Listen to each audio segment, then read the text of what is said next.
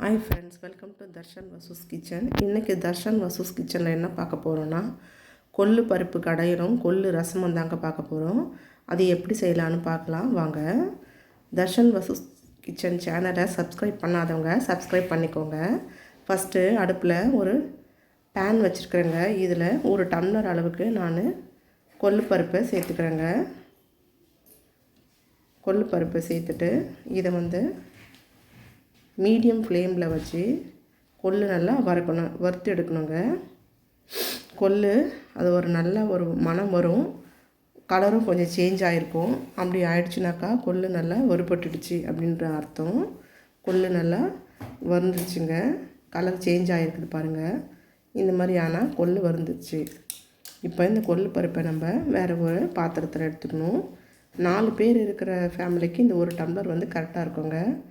அதனால தான் நான் சொல்லியிருக்கேன். இப்போ இந்த பருப்பு வந்துருச்சு.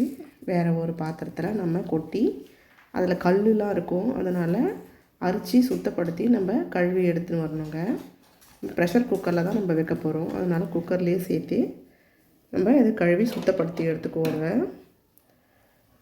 கொள்ளு பருப்பு உடம்புக்கு ரொம்ப நல்லதுங்க. இந்த கொழுப்பு தன்மையெல்லாம் கரையும். பருப்பு கழுவியாச்சுங்க. இப்போ இதில் 4 தக்காளி போடுறேன். 2 தக்காளி ரசத்துக்கும், 2 தக்காளி கடையிலுக்குங்க. 2 பச்சை மிளகா போடுறேன். இன்னும் காரம் நீங்கள் ஜாஸ்தி வேணும்னா இன்னும் 2 கூட நீங்கள் கூட சேர்த்துக்கலாங்க. கொஞ்சோண்டு மஞ்சள் பொடியை நான் சேர்த்துக்கிறேன். இது வேகிற அளவுக்கு நம்ம தண்ணி வச்சு மீடியம் ஃப்ளேமில் வச்சு ஒரு 7 இல்லை ஒரு 8 அளவுக்கு விசில் வைக்கணுங்க. ஹை ஃப்ளேமில் வைக்கக்கூடாது, மீடியமில் தான் வச்சு வேக வைக்கணும்.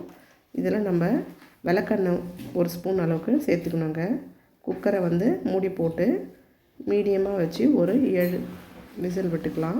இப்போ பருப்பு வெந்துருச்சுங்க. நான் பருப்போட தண்ணியையும் தனியாக வடித்து எடுத்துருக்குறேன். இதில் 2 தக்காளியை மட்டும் எடுத்து தண்ணியில் போட்டு அந்த ரசத்துக்காக எடுத்து வச்சுட்டேங்க. இதில் பருப்பு கடையலுக்காக பருப்பு எடுத்து வச்சுருக்கிறேன். ஃபஸ்ட்டு நம்ம ரசம் தாளிச்சிக்கலாம். ரசம் தாளிப்புக்காக வானல் வச்சுருக்குறேங்க. இதில் எண்ணெயை சேர்த்துக்குவோம். எண்ணெய் காஞ்சிருச்சுங்க. கடுகு சேர்த்துக்குவோம். ஒரு 1/2 ஸ்பூன் வெந்தயத்தை சேர்த்துக்கிறேங்க. கடுகும் வெந்தயமும் நல்லா வெடிச்சிடுச்சுங்க. இப்போ பூண்டு கருவேப்பிலையை நான் தட்டி வச்சுருக்கிறேன். 2 வரமிளகா வச்சுருக்கிறேன். ஃபஸ்ட்டு வரமிளகாவை சேர்த்துக்கிறேன். பூண்டு கருவேப்பிலை அடுத்தது சேர்த்துக்கிறேங்க. இது எண்ணெயில் கொஞ்சம் செவந்து வந்துட்டோம், அதுக்கு கலந்து விட்டுக்கிறேங்க. இப்போ மிளகு, ஜீரகம், கொத்தமல்லி இலையை, இந்த கொத்தமல்லி வர கொத்தமல்லியை சேர்த்து நான் இடித்து வச்சுருக்கிறேன். அதையே நம்ம சேர்த்துக்குவோங்க. எண்ணெயில் எல்லாம் நல்லா சேர்ந்து கலந்து பொரிஞ்சு வரணுங்க. அந்த வாசம் நல்லாயிருக்கும் இந்த ரசம். இப்போ அந்த பருப்பு தண்ணியை வேக வச்சு 2 தக்காளியை போட்டு கடைஞ்சி எடுத்து வச்சுருக்கிறேன் பாருங்கள், கொள்ளு பருப்பு தண்ணி. அதை இதில் நம்ம சேர்த்திக்கணுங்க. சேர்த்து ஒன்று போல் கலந்து விட்டுக்கணுங்க. இப்போ புளி தண்ணி கரைச்சி வச்சுருக்கிறேன். அந்த புளி தண்ணியும் நம்ம சேர்த்துக்குவோங்க. இதுக்கு மேலே தண்ணி வேணுன்றவங்க நம்ம எக்ஸ்ட்ரா தண்ணியும் சேர்த்துக்கலாம். வேணான்றவங்க இதோடு நிறுத்திக்கலாம். எனக்கு கொஞ்சம் வேணும், அதனால் நான் சேர்த்துக்கிறேங்க. இந்த கொள்ளு ரசம் கோல்டாக இருந்துச்சுன்னா அதை நம்ம குடித்தோம்னாக்கா நல்லாயிருக்குங்க. அந்த கோல்டு தன்மையெல்லாம் கொஞ்சம் போகும், உடம்புக்கு சூடு கொடுக்குங்க. பெருங்காய பொடி சேர்த்தாச்சு, மல்லித்தலையை சேர்த்தாச்சுங்க. ரசம் பொங்க வந்த உடனேயே நம்ம நிறுத்திடணும். இப்போ பாருங்கள், சுற்றி நூறை கட்டி வந்துடுச்சு. இந்த சமயத்தில் நம்ம அடுப்பை அணைச்சிக்கணுங்க. ரசத்தை எடுத்தாச்சு. இப்போ நம்ம கொள்ளு பருப்பு கடையல் போடுறோங்க. கடையலுக்கு ஒரு 4 சின்ன வெங்காயம் அரிஞ்சு வச்சுருக்கிறேன். ஒரு 2 வரமிளகா வச்சுருக்கிறேன். ஒரு 10 பல் பூண்டு, கருவேப்பிலை, முழு வர கொத்தமல்லி வச்சுருக்குறேங்க. நீங்கள் இதோட மிளகு ஜீரகம் சேர்க்கணுன்னாலும் சேர்த்துக்கலாங்க. நான் மிளகு ஜீரகம் சேர்க்கலைங்க. வானல் வச்சாச்சு. வானலில் எண்ணெயை சேர்த்துக்கோங்க.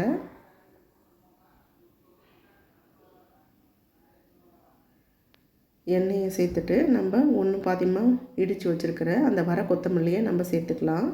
இந்த ஸ்டேஜில் தான் தேவைப்படுறவங்க ஒரு 1/2 ஸ்பூன் சீரகம் இல்லை 1/2 ஸ்பூன் மிளகு ரெண்டும் சேர்த்துக்கலாங்க. இப்போ நான் பூண்டு, வரமிளகாய், ஒரு கொத்து கருவேப்பிலையை போட்டு வறுத்துக்கிறேங்க. இதில் 4 சின்ன வெங்காயம், ஒரு பெரிய வெங்காயம், தக்காளி சேர்க்கலைங்க. தக்காளி ஏற்கனவே நான் பருப்பில் வேக வச்சு எடுத்து வச்சுருக்கிறேன். இப்போ இதை நல்லா வதக்கி கொடுத்துக்கணுங்க. இது பொன்னிறத்துக்கு வதங்கி வரட்டங்க. இதில் லைட்டாக பெருங்காயம் சேர்த்துங்க. பருப்பு ஐட்டம் எல்லாத்துலேயும் பெருங்காயம் நம்ம சேர்த்துக்கணும். பெருங்காயம் போட்டு பெருங்காயம் பொரிஞ்ச உடனே இதை எடுத்து கொட்டி கல் சட்டியில் போட்டு நம்ம கடைஞ்சிக்கலாங்க. அப்படி மிக்சியில் போடணும் அப்படின்னாக்கா பல்ஸ் மோடு போட்டு லைட்டாக சுற்றி விட்டோம்னாக்கா ரொம்ப மையெல்லாம் கடையக்கூடாதுங்க. இப்போ நம்ம இதை கல் சட்டியில் போட்டும் கடைஞ்சிக்கலாங்க. இப்போ கடைஞ்சி எடுத்துகிட்டு வந்தாச்சுங்க. இந்த மாதிரி இருக்கணுங்க. ரொம்ப பேஸ்ட் மாதிரி இருக்கக்கூடாதுங்க. அது அப்படின்ற டேஸ்ட் வராது. இப்போது தாளிப்பு கரண்டி வச்சுருக்கிறேங்க. இதில் கொஞ்சமாக எண்ணெயை விட்டு அதில் ஒரு ஸ்பூன் அளவுக்கு கடுகு சேர்த்துக்கணுங்க. கொஞ்சோண்டு சீரகம் சேர்த்துக்கிறேங்க. ஒரு கொத்து கருவேப்பிலையை சேர்த்துக்கிறேங்க.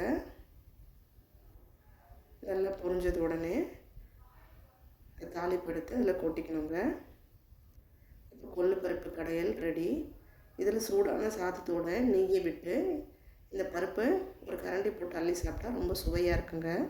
சூடான சாதம், கொள்ளுப்பருப்பு கடையல், கொள்ளு ரசம். நான் சைடிஷாக வத்தல் தாங்க எடுத்துருக்கிறேன். இது காலை டிஃபனுக்கு பொங்கலும் தேங்காய் சட்னி வச்சுருக்குறேங்க. சமையல் ரெடிங்க. தர்ஷன் மசூஸ் கிச்சனை சப்ஸ்கிரைப் பண்ணிக்கோங்க.